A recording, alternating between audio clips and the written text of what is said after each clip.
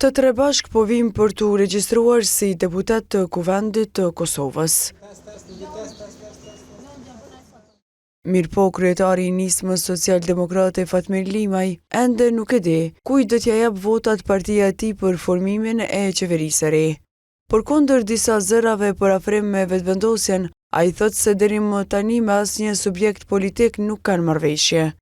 Nisma është e gatshme dhe do të punojë fort që Kosova të fitojë institucionet. Kosova mos shkojnë në krizë parlamentare, pa e që më thonë deri më tani ne nuk kemi asnjë marrëveshje me asnjë grupacion politik.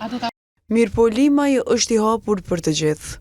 Kushdo që ofrohet ne jemi të gatshëm me ul me bisedu që Kosova më dhe me natyrisht. Të hënën si deputat i ri u regjistrua edhe ministri në detyrë Nenad Rashić. Ai nuk është optimist që ekzekutivi i ri do të votohet të martën. Partia më e madhe, sikur që prapë po them, kjo është shumë e rëndësishme që të kuptohet se partia politike e cila e ka marrë pothuajse gjysmën e ulëseve të cilët takojnë Komunitetin Shqiptar, normalisht që adresa është adresa e duhur për krijimin e institucioneve. Sikur Rashić, për një qeveri të udhëhequr nga Kurti, zotohen se do të votojnë edhe 5 deputet të tjerë të komuniteteve pakicë. Kurti ka fitu zgjedhjet edhe ka shumicën e shqiptarëve edhe tash po i relativizojmë numrat, po është 42.3, është shumë.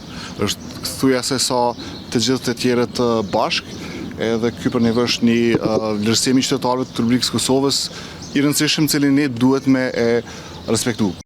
Për krijimin e qeverisë së re ka folur edhe kryetari i Aleancës për Ardhmërinë e Kosovës Ramush Haradinaj, i cili ka thënë se pret që ajo të bëhet nga opozita tanishme.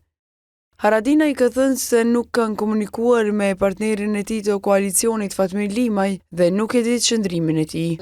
S'kam komunikim nga intervista e fundit e famshme e zotit Limaj.